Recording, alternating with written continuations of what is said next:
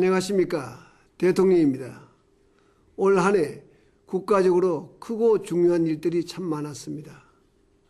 우리 모두가 기뻐한 일도 많았고 한편 참기 힘든 일도 있었습니다. 6.25 전쟁이 일어난 지 60년이 되는 올해 북한은 2차례나 무력 도발을 했습니다. 심지어 민간에게까지 무차별 폭격을 퍼붓는 반인륜적 전쟁 범죄를 저질렀습니다. 우리는 그동안 참고 또 참아왔습니다. 더 이상의 민족적 비극을 원치 않았기에 어떻게든 한반도의 평화를 유지하고 싶었습니다. 우리가 조금만 참으면 이 땅의 평화를 지킬 수 있으리라 믿었습니다. 그러나 북한은 우리의 인내와 평화에 대한 염원을 오판하고 거리낌없이 도발을 자행했습니다. 우리는 이제 무력 도발에 대한 강력한 대응만이 도리어 전쟁을 억제하고 평화를 지킬 수 있다는 사실을 똑똑히 알게 되었습니다. 전쟁을 두려워해서는 결코 전쟁을 막을 수가 없습니다. 어떤 위험도 무릅쓸 단단한 각오가 있으면 오히려 위험도 막을 수 있습니다. 이제 우리 군은 철통같이 국토를 지키면서 공격을 받을 때는 가차없이 대응해야 합니다. 우리는 그동안 세계에서 가장 호전적인 집단과 대치하면서도 세계가 놀라는 경제 발전을 이루고 민주주의의 꽃을 피웠습니다. 우리 국민의 땀과 눈물이 있었기에 가능했습니다. 또한 우리가 어려울 때 우방구의 도움이 큰 힘이 되었습니다. 먼 나라의 많은 젊은이들이 이 땅 위에 고귀한 생명을 바쳤습니다. 6.25 전쟁 기간 동안 6만여 명의 유엔군이 전사했습니다. 호주의 한 젊은이는 결혼한 지 3주 만에 우리나라에 와서 싸우다 목숨을 잃었고 지금은 부산 유엔군 묘지에 잠들어 있습니다. 이제 지금 이 시점에 누가 대한민국을 지켜야 되겠습니까? 우리 스스로 지켜야 합니다. 그러자면 우리 국민 모두가 하나로 똘똘 뭉쳐야 합니다. 우리의 생명과 국가의 존망이 달려있기에 안보 앞에서는 너와 내가 따로 있을 수 없습니다. 그런데도 천안함 사태 때는 안타깝게도 국론이 갈렸습니다.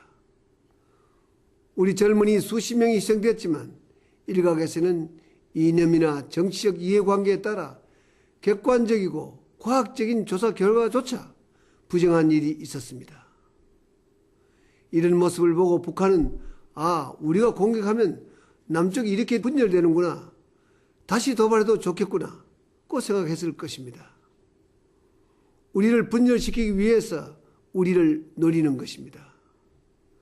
이 때문에 강력한 군사적 대응에 앞서 국민적 단합이 필요합니다. 우리 국민이 하나 되어 단합된 힘을 보이면 북한은 감히 도전할 생각을 할 수가 없습니다. 도전할 의지가 꺾이는 것입니다. 우리 생각이 흩어지고 마음이 갈릴 때 북한은 우리를 노리는 것입니다. 연평도 포격 도발로 우리 국민은 값진 교훈을 얻었습니다. 더 이상 북한에 끌려다녀서는 안보도 평화도 지킬 수 없다는 것을 절감하고 국민 모두의 강한 의지를 하나로 모았습니다. 연평도 도발 이후 해병대에 자원하는 젊은이들이 2배로 늘었습니다. 예비 해병인 대학생 동영준 씨는 빨리 입대해서 조금이라도 더 도움이 되고 싶다고 말했습니다. 참으로 마음 든든한 일입니다. 잘 아시는 바처럼 해병대는 훈련이 끝나면 상당수가 최전선인 서해 5도에 배치됩니다. 어려움을 통해 젊은이부터 많은 국민들이 투철한 국가관과 나라 사랑의 마음을 더욱 확고하게 다지게 된 것입니다. 우리 군도 확연히 달라졌습니다. 지난 연평도 포격 도발 때 임준영 상병을 비롯한 우리 해병 용사들 정말 용감히 싸웠습니다. 전투에 열중한 나머지 철모에 불이 붙은 줄도 몰랐습니다. 지난주 목요일 동부 지역 최전방에 다녀왔습니다. 적은 반드시 내 앞으로 온다는 정신으로 경계에 임하겠다. 적이 어떠한 도발을 하더라도 의연하고 당당하게 임무에 최선을 다하겠다는 장병들의 씩씩한 말에 정말 힘이 번쩍 솟았습니다. 군만이 아닙니다. 우리 사회 곳곳에 투철한 용기와 책임감을 가진 국민들이 많습니다. 세계에서 가장 빨리 경제 위기를 극복하고 서울 G20 정상회의를 성공적으로 치러낸 바탕에는 이런 분들의 땀과 눈물이 있었습니다. 대한민국의 위대한 역사는 계속되어야 합니다. 이를 위해서는 나라에 대한 헌신과 국가 정체성에 대한 확신이 있어야 하겠습니다. 이제 내 나라를 지키는 것은 기본이고 세계 평화를 지키는 데도 헌신해야 하겠습니다. 그것이 선진 인류 국가의 의무이자 국제적 책임입니다. 선진 인류 국가가 된다는 것은 자신만을 위한 것이 아니라 남을 위한 희생할 때 비로소 가능합니다. 사랑하는 국민 여러분, 우리 대한민국은 평화를 사랑합니다. 한반도의 평화와 평화적 통일을 염원하고 있습니다. 일찍이 세종대왕은 이렇게 말씀하셨습니다. 항상 적군이 쳐들어오는 것처럼 무기를 정비하고 호령을 엄중히 하라. 적으로 하여금 감히 우리를 엿볼 생각을 못하게 하는 것이 나라를 다스리는 떳떳한 일이다.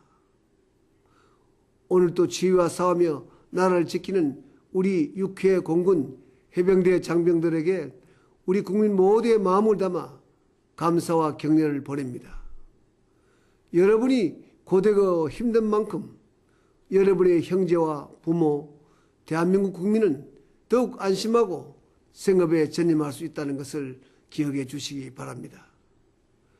2011년 새해가 며칠 앞으로 다가왔습니다.